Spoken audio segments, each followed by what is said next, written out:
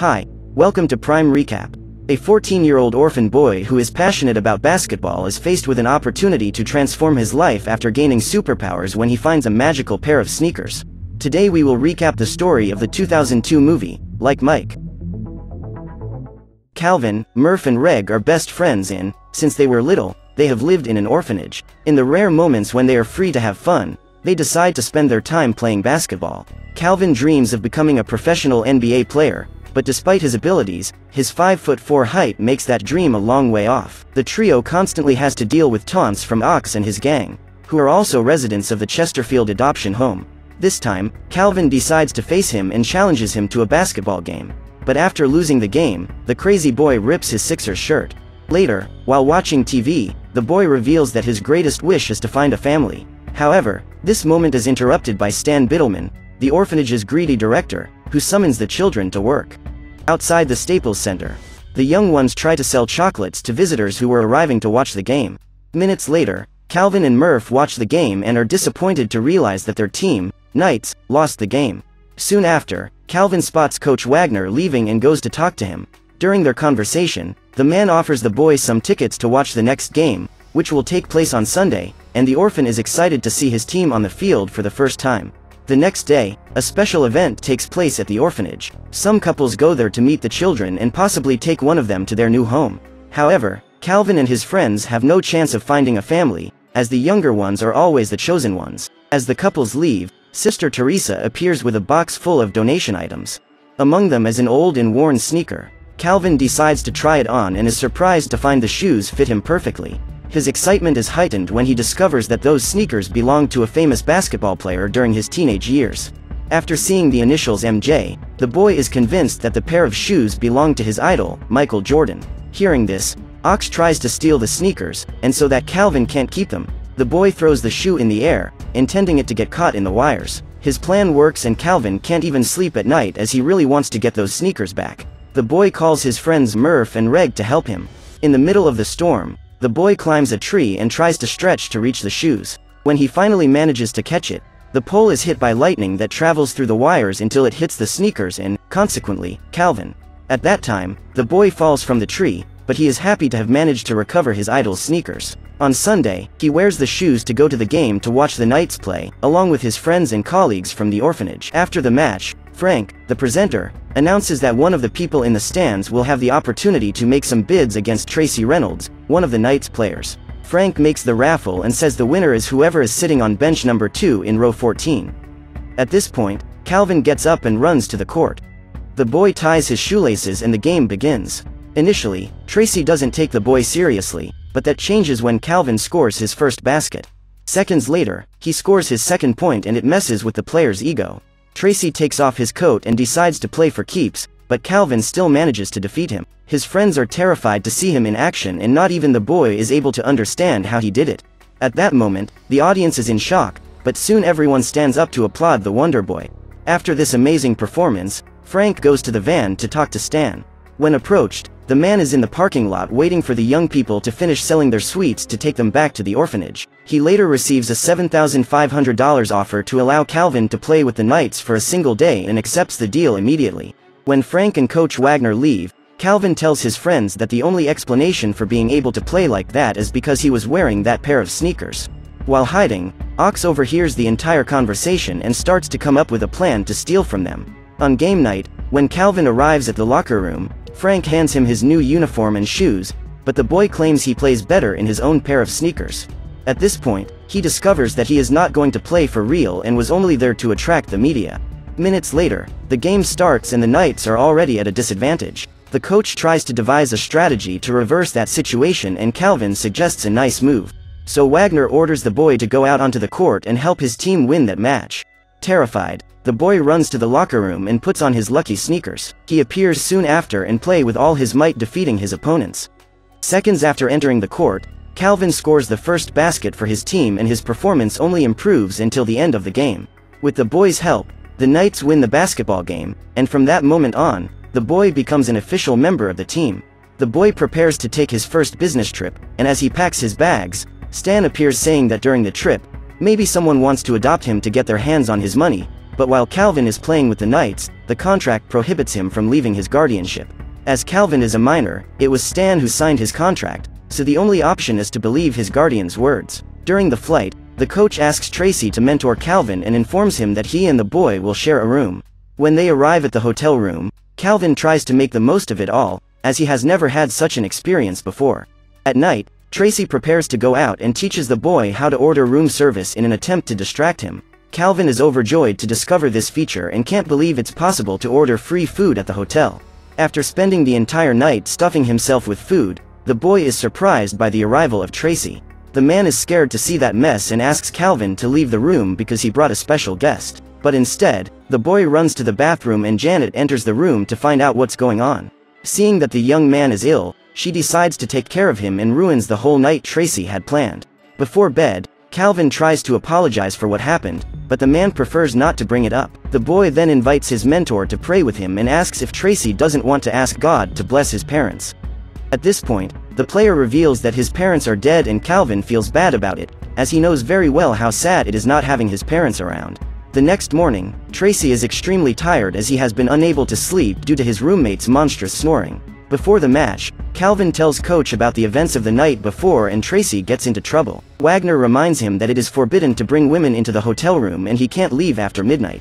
The man claims that if Tracy breaks the rules one more time, he will be suspended. Hearing this, Calvin tries to apologize, as he didn't know it would cause problems by telling him about what happened. However, the player is furious and orders the boy to go his way without interfering with his. The next day, the big game takes place and Calvin once again amazes everyone with his incredible basketball skills. Even facing the biggest stars in the NBA, the boy managed to reach the mark of 25 points in the game. Now that the boy is earning a good amount of money, he decides to gift his classmates at the orphanage with electric scooters.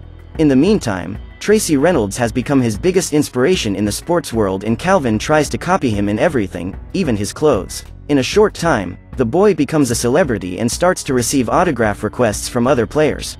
One night, after spending several days away from the orphanage, his friend Murph wakes him up and asks how it feels to be famous. Ox overhears the conversation and gets out of bed to make another attempt to steal Calvin's sneakers, but this time he is interrupted by Stan. The delinquent reveals that Calvin only plays well because of his sneakers and Stan threatens him that if he touches his colleague again, Ox will be punished. Weeks later, while playing video games with Roger in the hotel room, Calvin spots Tracy leaving and asks where he's going. The man says he needs to go to the pharmacy to buy allergy medicine and sleeping pills to sleep while the boy snores. As Tracy leaves the room, Roger comments about him not liking to form bonds and being too distant from his family. At that time, Calvin discovers that his mentor lied when he said that his parents had died, as his father was still alive. In the car, on the way to the drugstore, Tracy puts on a rap, and while singing, Calvin appears. The boy was hiding in the back seat and appears out of nowhere, giving the player a big scare. They start a contest to find out who sings better and end up coming to the conclusion that they should continue to dedicate themselves to basketball. Calvin takes the opportunity to ask why Tracy lied about his father and wonders why they don't talk anymore. The boy claims not to understand this situation, as he would give anything for his parents to be alive by his side. When they arrive at the drugstore, Tracy asks Calvin to stay in the car while he goes to get his meds. It's almost midnight and they have to respect the time rule, otherwise the man would be suspended from the team. However, Tracy starts flirting with the pharmacist and doesn't pay attention to the woman's instructions. He accidentally takes the sleeping pills instead of the allergy pills and returns to his car. On the way back to the hotel, Tracy ends up falling asleep at the wheel and Calvin decides to drive to keep his friend from getting in trouble. To be able to see the road, he needs to take the spare tire and put it in the driver's seat in order to get higher. It's only 2 minutes to midnight and, after causing a few accidents on the way, Calvin and Tracy arrive at the hotel and the boy hands the car keys to the valet. The next day, Roger tells Tracy what happened the night before and says that in the next game, Calvin will be on the bench because of him. During the flight, the man sits next to the boy and thanks him for his help. If not for Calvin, he would have been suspended. Back at the orphanage, the boy tries to learn geometry in time for his test the next day. But no matter how hard Calvin studies, he just can't understand it. Suddenly Murph appears and informs Calvin that some couples have come to meet him, all of whom are interested in adopting the boy. Upon hearing this, the boy realizes that he was tricked by Stan. When confronted, the man says he was just protecting Calvin from self-serving people who would get in his way. But as the boy insists that he wants to have a family, Stan assures him that he will select the best candidates for an interview with him. A few hours later, Calvin discovers that this is a big trap, as his tutor has chosen the worst possible couples to introduce the boy to. Thus, Calvin would give up on being adopted and Stan would continue to keep his money, as he is the boy's legal guardian. Frustrated, the boy decides to go to Tracy's mansion. Once there, he takes the opportunity to explore every corner of that incredible place. As they were talking, the man notices that something is wrong and asks what the problem is. Calvin tries to pretend everything is fine, but soon decides to tell the truth. In addition to being upset about being tricked by Stan, the boy is struggling at school and is afraid of failing. Hearing this, Tracy decides to help the boy learn geometry once and for all. He uses paint to draw triangles on the walls and cites basketball shots as an example to help Calvin understand the subject. After the lesson, the boy takes the brush and starts making an even bigger mess. As if the mess that had already been made wasn't enough, Calvin smears the window with paint and a real war begins. As revenge, Tracy soils the boy, who retaliates by throwing a bucket of paint at his clothes. A few minutes later, they are unrecognizable. Calvin calls his friend Murph and, with Tracy's permission, invites him to the mansion.